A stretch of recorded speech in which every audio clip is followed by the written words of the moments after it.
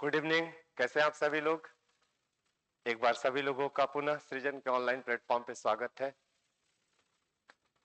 उम्मीद करते हैं कि सब लोग बहुत ही बढ़िया होंगे और एग्जामिनेशन की तैयारी में अपने लक्ष्य की ओर बढ़ रहे होंगे धीरे धीरे।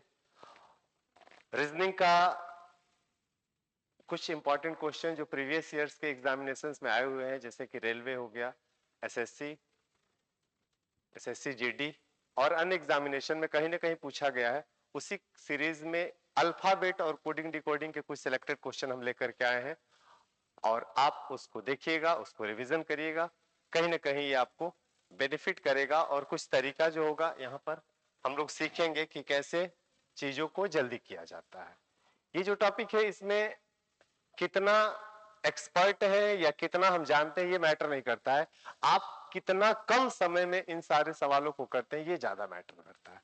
इसमें बहुत सारे ऐसे सवाल होंगे जो आपकी कंसिस्टेंसी, आपके कंसंट्रेशन को चेक करने के लिए दिया जाता है।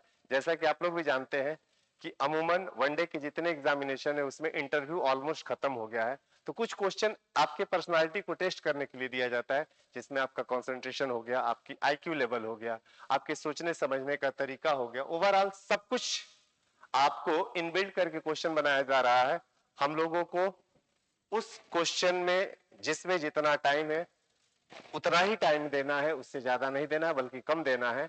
कुछ क्वेश्चन के माया जाल से बाहर कैसे निकला जाता है, कुछ क्वेश्चन ऑप्शन के थ्रू कैसे चला जाता है, उन सारी चीजों पर हम बात करेंगे। चलिए बिना लेट किए हुए आज के सेशन का शुरुआत करते हैं। अल्फाबेट और कोडिंग डिकोडिंग के कुछ सिलेक्टेड PYQ हमने लेकर के आया है और आप देखिएगा और अच्छा लगेगा तो जरूर एक बार कहेंगे कि आप लाइक करिएगा और शेयर करिएगा। ठीक है, चलिए स्टार्ट करते हैं। फर्स्ट क्वेश्चन से आज की हम शुरुआत करते हैं। पहला क्वेश्चन, जैसा कि अभी मैंने आपको बताया कि अल्फाबेट टॉपिक का वर्णमाला ABCD वाले सारे क्वेश्चंस मिलेंगे आपको, तो उसी के एप्लीकेशन पे बात की जाएगी। पहला क्वेश्चन है इंग्लिश अल्फाबेट में राइट से 7th लेटर के लेफ्ट 7th लेटर क्या होगा। मैं यहां पर थोड़ा सा आपको एक कॉन्सेप्ट बताऊंगा, आप उसको समझिएगा। अगर ये एक लाइन है, इस लाइन में ये यहां पर A है और यहां पर Z है, तो इसको हम लोग बोलते हैं लेफ्ट एंड और इसको बोलते हैं हम राइट एंड। इसका मतलब कि बायां फिनिश हो गया यहां पर और दायां यहां पर फिनिश हो गया। ठीक है, अगर सवाल बोलता है दाएं से, इसका मतलब कि आपको राइट से शुरू करना है लेकिन जाना इधर है, और अगर क्वेश्चन बोलता है बाएं से तो आपको शुरू इधर करना और जाना इधर होता है। ठीक है, दूसरी चीज, मैं अगर कहता हूं अंग्रेजी वर्णमाला में दाएं से 7वां, तो आप दाएं से इधर 7वां कहीं आएंगे, ये 7th होगा, और फिर इस जगह के आपको लेफ्ट जाना है। तो अगर मैं यहां पर खड़ा हूं तो मेरा जिधर लेफ्ट होगा इधर क्वेश्चन का भी लेफ्ट होगा, और मैं अगर ऐसे खड़ा हूं तो मेरा लेफ्ट इधर जाएगा और राइट इधर आएगा। ठीक है, तो यहां पर आने के बाद फिर इसके लेफ्ट जाएंगे तो यहां से फिर हमको 7वां मिलेगा, यानी 7th यहां पर आएंगे। तो यहां से यहां ये 7 7 14वां लेटर होगा। 14th लेटर की बात कर रहा है। अब 14th लेटर आपको बताना है, वो भी कहां से? राइट से। ठीक, तो राइट से जो 14th लेटर होगा वो लेफ्ट से 13th होता है। जो राइट से 14th होगा वो लेफ्ट से 13th होगा, क्योंकि मैंने आप लोगों को बताया है कि ABCD में किसी भी पोजीशन को लेफ्ट और राइट दोनों साइड से काउंट करते हैं तो 27 आता है। तो अगर कोई लेफ्ट से 14 है तो राइट से 13 होगा, या कोई राइट से 14 है तो लेफ्ट से 13 होगा, और लेफ्ट से 13 नंबर मेरे भाई M का होता है। इस क्वेश्चन का सही जवाब होगा M। ठीक, इस सवाल को करने का एक और तरीका मैं आपको बताता हूं, आप समझिएगा बात को। जैसे लेफ्ट एंड राइट और राइट एंड लेफ्ट की बात करता है तो आपको वहां प्लस करना है। लेफ्ट एंड लेफ्ट और राइट एंड राइट करता है तो माइनस करना है, माइनस करना है। ठीक है, यहां पर राइट है और लेफ्ट है तो आपको प्लस करना है, और क्या प्लस करना है? 7 और 7 14, यानी कि आपको राइट से 14th बताना है। ठीक, अब राइट से 14th बताना है, हमें आदत में राइट से पढ़ने की नहीं है, इसलिए हम अपनी सुविधा के लिए उसको लेफ्ट बनाएंगे, और जो राइट से राइट से 14th होगा, वो लेफ्ट से 13th होगा, और लेफ्ट का 13th लेटर मेरे बच्चा एम होता है, और एम इसका correct answer option number B. ठीक, जब कभी भी आपको लेफ्ट से काउंटिंग करने की बात आती है तो वो हमारे आदत में है, राइट वाली आदत नहीं है, इसलिए हम लोगों को अपनी आदत के अनुरूप क्वेश्चन को कन्वर्ट करना है। तो मैंने राइट से कंसीडर किया था, लेकिन आदत में राइट है नहीं, यानी कि जेड से पढ़ने की आदत नहीं है, तो हमने उसको लेफ्ट से यानी ए से बना दिया। तो जो राइट से 14 होगा वो लेफ्ट से 13 होगा, और 13 नंबर एम का आता है। होप सो कि आपको ये बात स्पष्ट हो गया। तो ये जरूर आप ध्यान रखेंगे कि अगर सेम डायरेक्शन है तो माइनस, और अपोजिट डायरेक्शन है तो प्लस करना है। और हमेशा काउंटिंग पहले वाले से की जाती है, पहले वाले से। हमेशा जहां पे से लगा होता है वही टर्मिनल होता है, वहीं से आपको वापस चलना होता है। ठीक है, नेक्स्ट क्वेश्चन। अगला क्वेश्चन, यदि वर्टिकल शब्द के सभी लेटर्स को अल्फाबेटिकल ऑर्डर में लिखा जाए, अल्फाबेटिकल ऑर्डर में लिखा जाए, तो कितने का स्थान अपरिवर्तित रहेगा? अल्फाबेटिकल का मतलब कि एबीसीडी के क्रम में इसके सारे लेटर को सजा दिया जाएगा, तो कितने ऐसे लेटर है जहां पर थे वहीं पर आ जाएंगे। तो यहां पर आप इसको लिख लेते हैं। देखिए, वर्टिकल नंबरिंग कर लेंगे तो आपको थोड़ा ज्यादा कंफर्टेबल होगा। मैंने कहा कि भी 22 होता है, ई 5 होता है, आर 18 होता है, टी 20 होता है, आई 9 होता है, सी 3 होता है, ए 1 होता है, एल 12 होता है। अब इसको अगर हम अल्फाबेटिकल कहें तो अब मैं इसको कहूंगा असेंडिंग ऑर्डर में लिखने के लिए। तो आप कहेंगे कि सर यहाँ पर एक आएगा, एक है ही, दो नहीं है, अब तीन है तो तीन आएगा, चार नहीं है, पांच नहीं है, पांच है तो पांच आएगा, फिर छह की बात आएगी, छह कहीं नहीं है, सात की बात करेंगे, सात कहीं नहीं है, आठ की बात करेंगे, आठ कहीं नहीं है, नौ की बात करेंगे, नौ है, नौ के बाद अगर देखा जाए इस पूरे नंबर में तो 12 आएगा, 9 के बाद 12 आया, 12 के बाद 13 14 15 आना चाहिए, 13 14 15 नहीं है, 16 भी नहीं है, 17 भी नहीं, 18 है, फिर उसके बाद 19 आएगा, 19 नहीं है, 20 है, और 20 के बाद 22 है।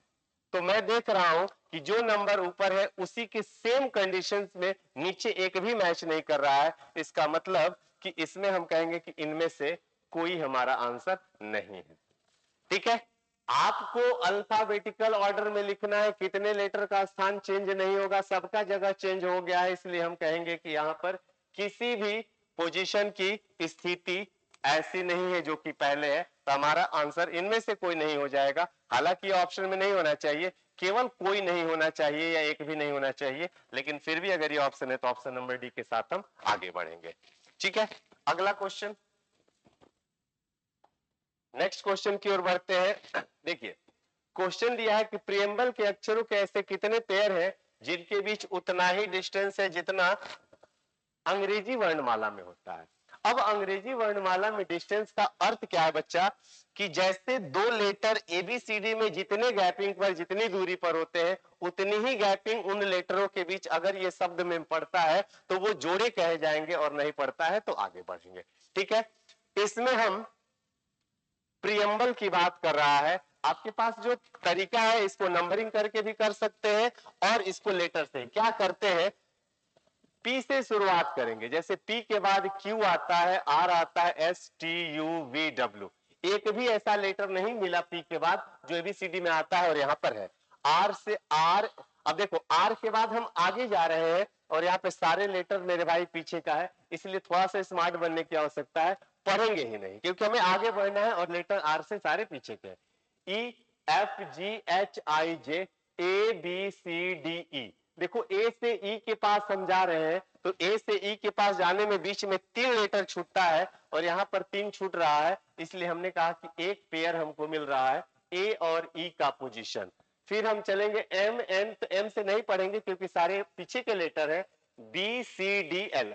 अब देखो, इस डायरेक्शन में यानी कि लेफ्ट टू राइट हमको केवल एक पेयर मिला। सेम काम हम अपोजिट करेंगे यानी कि पीछे से करेंगे, लेकिन पढ़ेंगे सीधा ही, ई F G H I J K L, L M N O P Q R, B C D E, B C D E. देखो, बी से ई की दूरी, बी से ई की दूरी भी आपको बिल्कुल वही मिल रहा है, तो दूसरा पेयर। फिर ई के बाद एफ जी, अब MNOPQ, MNOPQ, ABCD, EFG, RS, हमको ओवरऑल 2 ऐसे लेटर मिल रहे हैं जो कि ABCD में भी वैसे ही दिखते हैं जितना कि शब्द में, तो इसलिए हमारा 2 जोड़ा बन रहा है और इसका option number B correct answer हो जाएगा, 2 पेयर।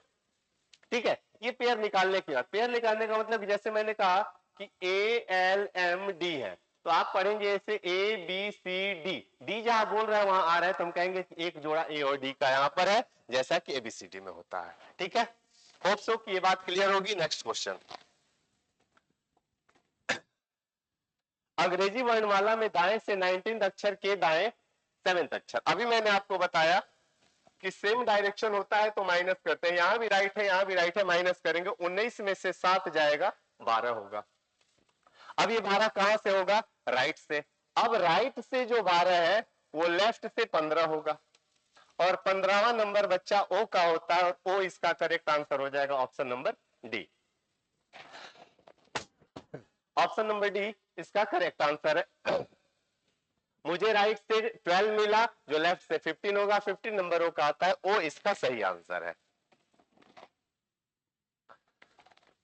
जितना क्वेश्चन आपके पास यहां पर है उस वो सारे क्वेश्चन कहीं ना कहीं प्रीवियस ईयर्स के हैं, और करने का स्मार्ट अप्रोच आपको मैं बता रहा हूं, बस आपको जितना प्रैक्टिस करेंगे इन टॉपिक्स में उतना ही टाइम कंजप्शन कम होगा और उतना ही आप इसमें कंफर्ट फील करेंगे। चीजें आसान होती है, लेकिन यहाँ पे हम वक्त इतना लगा देते हैं कि हमारे लिए कभी कभी दिक्कत क्रिएट कर देता है अदर सेक्शन में, तो इसलिए आपको इनको करने की, आना बड़ी बात नहीं है, क्वेश्चन हमें आता है और हमें विद इन टाइम जो एग्जामिनेशन की, जो कंपटीशन की डिमांड है वो आता है, दोनों में बहुत फर्क है। कभी कभी कुछ ऐसे छोटे सिंपल सवाल होते हैं जो हमें डिस्टर्ब कर देता है, वो एकदम आपको लगेगा कि नहीं ये इतना आसान सवाल हमसे कैसे नहीं हो रहा है, और बार बार उसको करेंगे और उसमें टाइम जाता है। तो हम लोग यहाँ पर एक दिमाग दो दिमाग से सोचते हैं, और जब पेपर बनाने वाले एग्जामिनर होते हैं उनके पास एक टीम होती है, उनके पास एक ग्रुप होता है, अलग अलग दिमाग होते हैं, ब्रेन होते हैं, तो उनका सोच और आपका सोच बहुत फर्क होगा हमारे में, तो इसीलिए हम जब प्रैक्टिस करते हैं तो उनके अप्रोच को समझने की कोशिश करते हैं, है ना। हार जीत इस समय आपके ज्ञान से नहीं, आपके टैलेंट से नहीं, आपके टाइम मैनेजमेंट से और आपकी एक्यूरेसी से है। कोई बच्चा 5 मिनट में 25 क्वेश्चन अटेम्प्ट करता है, और कोई बच्चा 5 मिनट में तीसरा चौथा सवाल पढ़ करके सॉल्व करता है। बहुत बड़ा अंतर, यही इस समय बहुत बड़ी गैपिंग हो रही है। ठीक है, तो वही गैपिंग को मेंटेन करना है, और इसी के लिए हम लोग आपको एक क्वेश्चन का कलेक्शन ला रहे हैं, और आप लोगों ने क्वेश्चन का हमारे सीरीज का बहुत अच्छा रिस्पॉन्स भी दे रहे हैं। लेकिन ये मेरा मेहनत के पीछे का कारण है कि अगर इससे आपको 1% भी, मैं ये नहीं मानता हूं कि सारे बच्चे थोड़े नहीं सिलेक्ट होते हैं, लेकिन जो सीरियस कैंडिडेट है उनको हमसे थोड़ा सा अगर फायदा हो जाता है तो मेरा मेहनत सार्थक हो जाएगा। ठीक है, चलिए आगे बढ़ते हैं। हम लोग दिया है कि क्वेश्चन में कि टॉलरेंट शब्द के प्रत्येक व्यंजन को वर्णमाला में उसके पिछले अक्षर से और प्रत्येक स्वर को वर्णमाला में अगले अक्षर से बदल दिया जाए और सबको वर्णमाला में सजाया जाए, तो दाएं से चौथा क्या होगा? देख चलिए, टॉलरेंट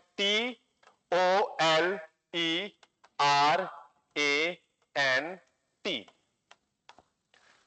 चलिए, अब सवाल में बोला है लास्ट में दाएं से चौथा लेटर क्या होगा? 1 2 3 4, यानी कि यहां पर हम जो सजाने के बाद जो आएगा वही मेरा करेक्ट आंसर होगा। अब कह रहा है कि प्रत्येक व्यंजन को वर्णमाला के पिछले अक्षर से, तो टी के पहले बच्चा एस आता है, स्वर को अगले अक्षर से पी आता है, ओके, बाद एल के पहले के आएगा, ई के बाद एफ आएगा, आर के पहले क्यू आएगा, ए के बाद बी आएगा, एन के पहले एम आएगा, और टी के पहले एस आएगा। इतनी बात हो गई। अब इसको कह रहा है कि अल्फाबेटिकल ऑर्डर में सजाइए, तो अल्फाबेटिकल ऑर्डर का मतलब कि जो छोटा है वो पहले आएगा और जो बड़ा है वो लास्ट में जाएगा। तो इस पूरे सीरीज में सबसे छोटा बी है, तो मैं पहले लिखूंगा यहां बी। बी सिंगल है, उसके बाद एफ दिख रहा है दूसरा छोटा, तो मैं दूसरे नंबर पे एफ डालूंगा। एफ के बाद अगर हम इस पूरे झुंड में देखें तो हमें के दिख रहा है, तो हम यहाँ पे के लिखेंगे। के बाद हम देखें यहाँ पर तो हमको एम दिख रहा है, तो यहाँ पर एम लिखेंगे। और एम के बाद हम देखें यहाँ पर तो ना एन है ना ओ है, अब पी दिख रहा है, तो यहाँ पे हम लिखेंगे पी। तो हमारे लिए पी इसका करेक्ट आंसर होगा, ऑप्शन नंबर बी। ठीक है, तो यही बात है। अब देखो इसमें हमारे पास आगे 3 बच्चे हैं, उनको लिखने की आवश्यकता नहीं है, बहुत सारे बच्चे, और इतना भी बहुत हम लोग इतना लिखने की भी आवश्यकता नहीं थी। पहले हम जगह डिसाइड कर लेते और उस जगह को जो छोटा है वो छोटा ही रहेगा और जो बड़ा है वो बड़ा ही रहेगा, अगर बराबर गैपिंग दिया जाए तो हम डायरेक्ट भी कर सकते थे, लेकिन आपको समझने के लिए, क्योंकि कभी कभी जल्दीबाजी में गलतियां हो जाती है, इसलिए मैंने इसको पूरा कर दिया। बस आगे 3 नहीं सजाए हैं क्योंकि हमें इसी जगह की बात करनी थी, और हमारा करेक्ट आंसर हो गया ऑप्शन नंबर बी। ठीक है, चलिए नेक्स्ट क्वेश्चन।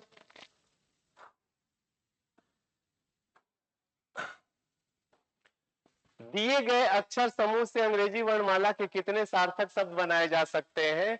सार्थक शब्द बनाए जा सकते हैं, जबकि प्रत्येक शब्द में अक्षर का केवल एक बार प्रयोग किया गया है। अब मुद्दा यह है कि सार्थक शब्द और शब्द दो बातें आती हैं। अगर सिर्फ मैं ये कहता कि AER से कितने शब्द बनेंगे, तो मैं डायरेक्ट बोलता कि ये 3 फैक्टोरियल, यानी कि मेरे भाई इसे कुल मिलाकर के 6 शब्द बनेंगे। लेकिन वो 6 शब्द में जरूरी नहीं है कि सारे शब्द का कुछ ना कुछ मतलब हो, कुछ बिना मतलब वाले भी शब्द होंगे। यहाँ पे बोला है आपसे मीनिंगफुल वर्ड, सार्थक शब्द का, इसलिए हम यहाँ पे सार्थक की बात करेंगे। तो थोड़ा सा मैं इसको अगर देखूं तो मेरे पास एक शब्द तो दिख रहा है ARE। आर का मतलब है होता है, आपको मालूम ही होगा। अब देखो इसको जिसको मीनिंग मालूम होगा वही सोच पाएगा, वरना ये नहीं कहेंगे कि यही इसका सही है, यही इसका तरीका है। यहाँ पे वर्ड मीनिंग पता होना बच्चा जरूरी है, इंग्लिश के वर्ड मालूम होने जरूरी है। और बेसिकली ऐसे शब्द देता है जो कि हम लोग कहीं ना कहीं सुने होते हैं, बहुत टिपिकल वर्ड नहीं देता है।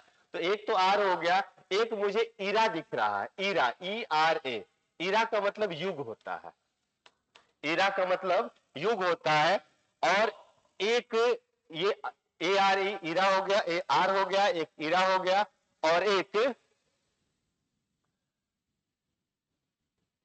दो शब्द तो मुझे दिख रहा है, एक आर और एक ईरा, AER, ARE, EAR। हाँ, एक ये भी दिख रहा है ईयर, तीसरा वर्ड दिख रहा है हमको ईयर। ईयर मीन्स कान, है ना। तो 3 शब्द यहां पर बन रहे हैं। अब 3 शब्द यहां पे कौन सा ऑप्शन है? ऑप्शन नंबर डी इसका करेक्ट आंसर है। ठीक है, और भी शब्द बनेंगे, देखो ER हो गया, ERA बनेगा। ठीक है, उसके बाद RAE बनेगा और REA बनेगा। अब इसमें से यही 3 है जिसका हम मतलब जानते हैं और शायद आप भी जानते होंगे, इसलिए हमने इसके हिसाब से ऑप्शन नंबर डी इसका करेक्ट आंसर लगाया था। यहां पे वर्ड मीनिंग मालूम होना जरूरी है। चलो आगे बढ़ते हैं।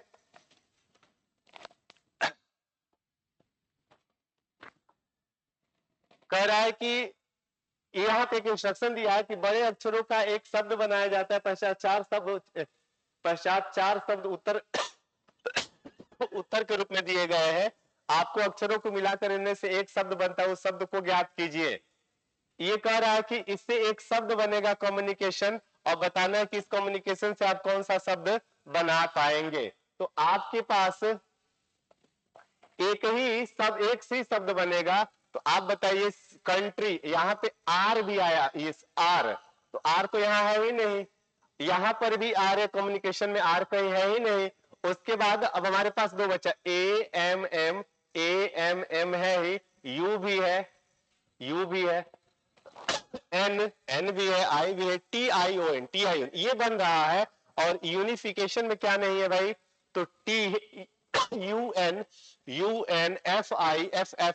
एफ नहीं है कहीं, तो इसलिए भी नहीं बनेगा। तो मेरा करेक्ट आंसर हो जाएगा ऑप्शन नंबर ए। ठीक है, तो इसमें इसी लेटर का इस्तेमाल करके यहां पर जो वर्ड मिलेंगे वही आपको बताना है। इसके बाहरी लेटर है या इससे ज्यादा अपीयरेंस वाले लेटर होंगे तब आप आंसर नहीं निकाल सकते हैं।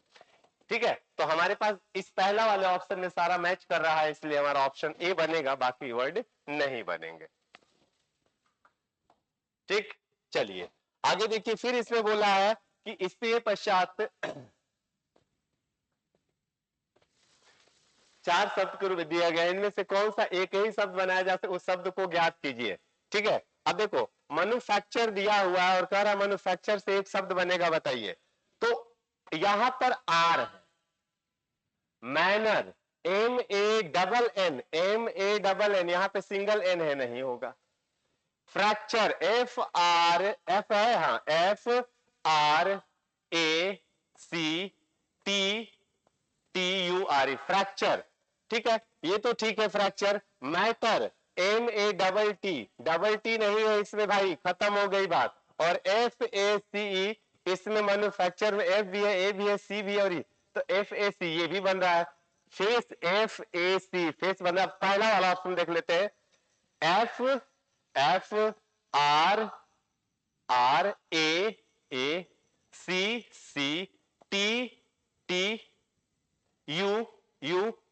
अब देखो दो बार आर आ गया बच्चा, और मैन्युफैक्चर में सिंगल आर है, और इसमें दो बार आर आ गया है, इसलिए ये भी नहीं बनेगा। हमारा करेक्ट आंसर हो जाएगा option number D. Double F है, डबल एफ नहीं होना चाहिए, सॉरी डबल आर की बात कर दिया इसमें, और इसमें सिंगल आर है मैन्युफैक्चर में, इसलिए ये नहीं बनेगा। ऑप्शन नंबर डी इसका करेक्ट आंसर है। चलो आगे बढ़ते हैं।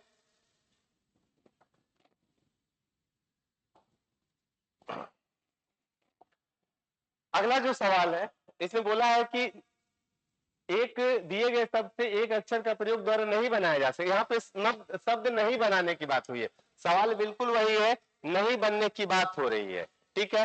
और अनाउंसमेंट है, पहला बोल रहा है सीमेंट, सीमेंट तो दिख ही रहा है, CEMENT, ये तो बन रहा है, ये खत्म हो गया, नहीं बनने की बात। नाउन, NOUN, NOUN, नाउन ये भी बन रहा है, ये भी नहीं होगा। काउंटर, COUNTER, आर कहीं नहीं है, अनाउंसमेंट में आर आता ही नहीं है, ये नहीं बनेगा। तो हमारा ऑप्शन सी हो जाएगा, बाकी अब चेक करने की आवश्यकता नहीं है। ऑप्शन नंबर सी इसका करेक्ट आंसर है, ठीक है। काउंटर, आर नहीं दिख रहा है अनाउंसमेंट में, तो काउंटर कहां से बना सकते हो, हमारा ऑप्शन हो जाएगा ऑप्शन नंबर सी, ठीक। जितने भी क्वेश्चंस है वो सारे के सारे आपको देखिए, मैंने लिखा भी है जो जो जहां पर पूछा गया है। अब देखिए ये एक सवाल है, इसमें बोला है कि एक शब्द बनेगा, ये दिया हुआ है, तो उस शब्द का सही क्रम क्या होगा। अब बच्चा जब इस शब्द की हम बात करते हैं, इस शब्द की बात करते हैं, तो मेरे पास शब्द देखो लिखा है कि सार्थक व्यवस्थित के तब अक्षरों का सही अंकीय स्थिति ज्ञात कीजिए, यानी कि कहीं कौन सा न्यूमेरल फॉर्म ऐसा होगा जिसमें यहां से हमको एक वर्ड मिलेगा। अभी मैं बार बार ये कह रहा हूं कि वर्ड मीनिंग, और ये थोड़ा सा बड़ा है ये। अब देखो यहां पर आने के बाद किसी बच्चे को 100 में से 2 बच्चे को अगर दिख गया वर्ड तो ठीक ठीक, 98 बच्चों को अगर नहीं दिखता है तो हम यहीं पे खोपड़ा लगाना शुरू कर देते, यहीं पे रुक जाते हैं, है ना। रुकना नहीं है, ये आपके अदर क्वेश्चन को इफेक्ट करेगा। सवाल इजी है, आपको लगेगा कि खोज लेंगे, अभी खोज लेंगे, और वहां पे स्पीडोमीटर चल रहा है, टाइम बहुत तेजी से भाग रहा है, ऐसे में रुकना नहीं होता। ऐसे सवाल लास्ट में अगर वक्त बचता है तो चेक किया जाता है। और फिर भी अगर अंततः आपको नहीं समझ में आए वर्ड यहां से, तो ऑप्शन में इसको सेट किया जाता है। इसको, ये सारे सीक्वेंस को ऑप्शन में रखेंगे। जैसे पहला ऑप्शन में अगर करें 3 है, तो तीसरा यहाँ पे यू है, ठीक है। 9 है, 9 नंबर पर एन है, फिर 4 है, 4 पर एस है, और फिर इसके बाद 2 आ रहा है, 2 पर सी है। अब मुझे दिख गया, आपको भी दिख जाएगा। देखिए यहां से अनस्क्रैम्बल, अनस्क्रैम्बल का मतलब होता है इधर उधर को मिला करके एक पार्टिकुलर वर्ड, यानी कि सीक्वेंस। अनस्क्रैम्बल का मतलब कि बिखरा हुआ होता है, फैला हुआ होता है, जंबल्ड होता है, इधर उधर होता है। तो अनस्क्रैम्बल यहां से वर्ड भी मिलेगा, और वो हमारा ऑप्शन नंबर हो जाएगा ए, अनस्क्रैम्बल, ठीक है। तो वर्ड मालूम, और देखो ऑप्शन पे सेट करोगे तो आपको कुछ पर्टिकुलर ऐसे वर्ड होंगे जो शायद दिख जाए, तो आपको मिल जाता है। लेकिन ऐसे शुरू में ही नहीं वक्त बिताते हैं, वक्त नहीं देना है, आप इसको लास्ट में यूज करेंगे ऐसे मापदंड को। 2 4 5 10 मिनट, 5 मिनट कम से कम, ऐसा हम लोग को हमेशा स्टॉक में रखना है कि लास्ट में जब अंतिम वार्निंग बेल अगर एग्जामिनेशन हॉल में हो, तो वहां पर 5 मिनट पहले हम चीजों को एक बार कहां कहां छोड़े हैं, कहां पे थोड़ा सा वक्त लग रहा है, उसको देख करके उस लास्ट के 5 मिनट में कम से कम अगर बचाए रखेंगे तो 10 सही सही क्वेश्चन हो सकते हैं, अगर प्लानिंग आपकी सही है तो, ठीक है। चलिए, तो ऑप्शन नंबर ए इसका करेक्ट आंसर होगा। इसके बाद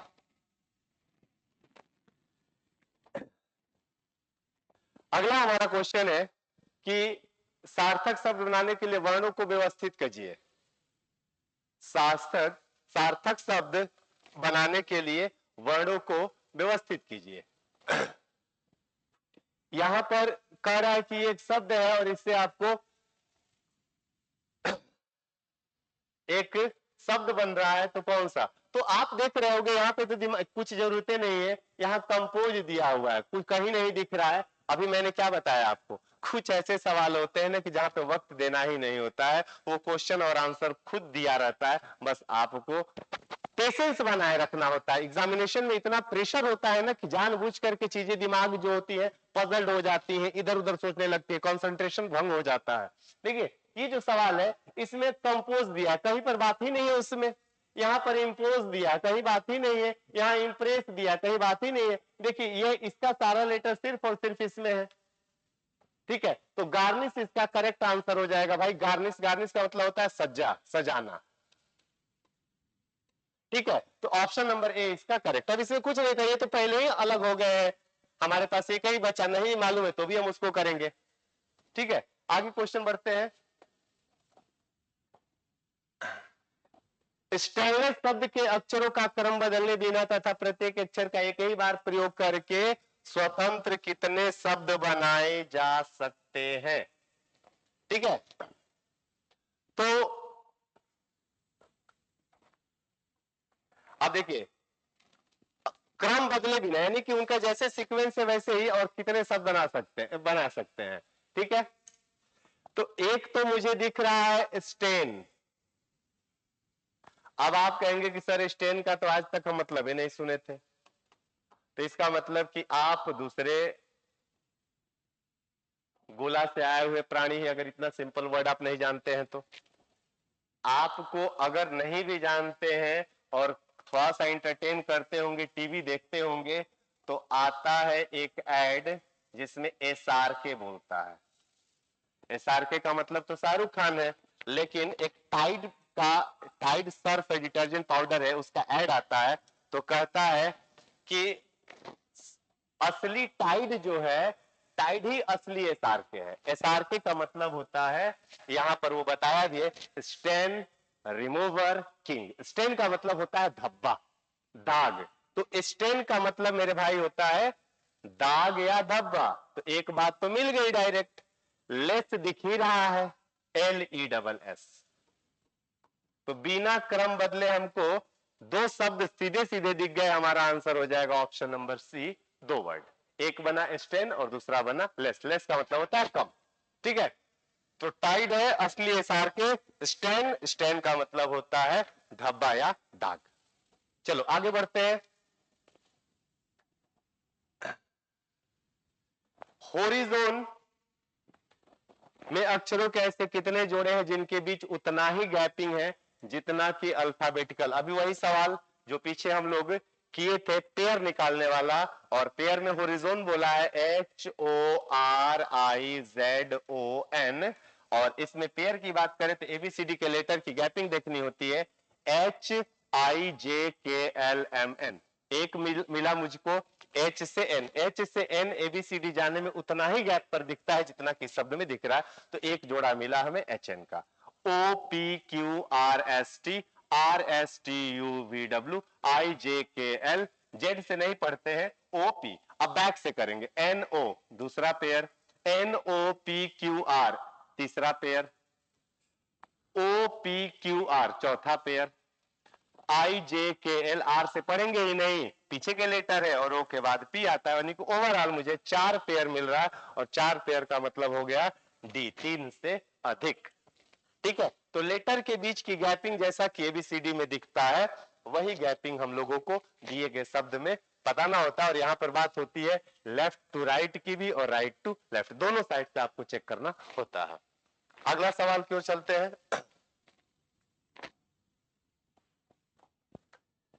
अंग्रेजी वर्णमाला के प्रथम अर्धांश, अर्धांश का मतलब होता है बच्चा first half, first half. First half क्या है? ए से एम तक है, और सेकेंड हाफ एन से जेड तक है। फर्स्ट हाफ ए, तो कह रहा है कि फर्स्ट हाफ को विपरीत लिख दिया जाए और फिर कर दिया जाए, तो दाएं से आठवां के बाएं नौवां अक्षर क्या होगा? और ये बात अब यहाँ पे वर्णमाला की होती है, वर्णमाला में तो दाया है और यहाँ पर बायां है तो ऐड होगा, यहाँ पर 8 है और यहाँ पे 9 है, 8 9 17 होगा। तो दाएं से 17वां पे आना है। दाएं से 17वां का होता है जेड से चलेंगे, तो जेड से जब एन तक आएंगे तो आपको 13 मिल जाएगा। अब बात यह आ गई कि बोला है कि प्रथम अर्धांश को विपरीत कर दिया गया, रिवर्स कर दिया गया। रिवर्स करने का मतलब कि m यहां आ गया है और a यहां पे चला गया। तो आपको लगातार के 17 जब काउंट करने हैं तो सीधे सीधे हम यहां से 13 हो ही गया, 14 नंबर a का आएगा, अब यहाँ a आ जाएगा, 15 नंबर b का आएगा, 16 नंबर सी का आएगा और 17 नंबर डी का आएगा। हमारा करेक्ट आंसर हो जाएगा डी, और D for Delhi, option number A इसका करेक्ट आंसर। ठीक है, चलिए अगला सवाल बहुत ही प्यारा, लेकिन लास्ट में क्वेश्चन आ गया। ये क्वेश्चन आपको पहले होना चाहिए था। ये क्वेश्चन बहुत ही इंपॉर्टेंट, कितना इंपॉर्टेंट जिसको हम बता नहीं सकते हैं, बहुत सारे बच्चे कंफ्यूज हो जाते हैं। अंग्रेजी वर्णमाला में कितने अक्षर का दर्पण में प्रतिबिंब नहीं बदलता है? इसका मतलब कि अल्फाबेट के ऐसे कितने लेटर हैं जो जैसे दिखते हैं वैसे मिरर में भी उनकी पोजीशन रहेगी। बेसिकली मिरर में लेफ्ट और राइट चेंज हो जाता है, लेकिन कुछ ऐसे लेटर्स हैं जो कि लेफ्ट हो या राइट हो उनकी पोजीशन सेम दिखती है। तो वो लेटर की संख्या आप याद रखेंगे। Option number D 11। कौन कौन है? ए है, एच है, आई है, फिर M O T U, V W X Y. 1 2 3 4 5 6 7 8 9 10 11। Very good, यही हमारा करेक्ट आंसर है, A H I M O T U V W X Y. ठीक है, तो अभी मोटू, अभी मोटू हाय, अभी मोटू हाय, और उसके बाद डब्ल्यू एक्स वाई ये लगातार हो गए। तो यहां से आप देख पा रहे होंगे लगातार के लेटर हो गए हैं, और इधर हमारे पास एंड। ये 11 लेटर जो है इनका मिरर में पोजीशन नहीं बदलता है। और ये आपके पास 15 क्वेश्चन है जिसका आप रिवीजन करिएगा। ये इतना अगर आप रिवीजन कर लेते हैं तो ऑलमोस्ट, बस इसमें आदत बनानी है कि तेज कैसे सोचे, हमारी कंसिस्टेंसी कैसे बने। चलिए इतना के लिए, फिर हम लोग आते हैं कुछ नए क्वेश्चन के साथ अगले वीडियो में। तब तक के लिए एंजॉय करिए, अपना ख्याल रखिए और मन लगा करके पढ़िए। Thank you very much.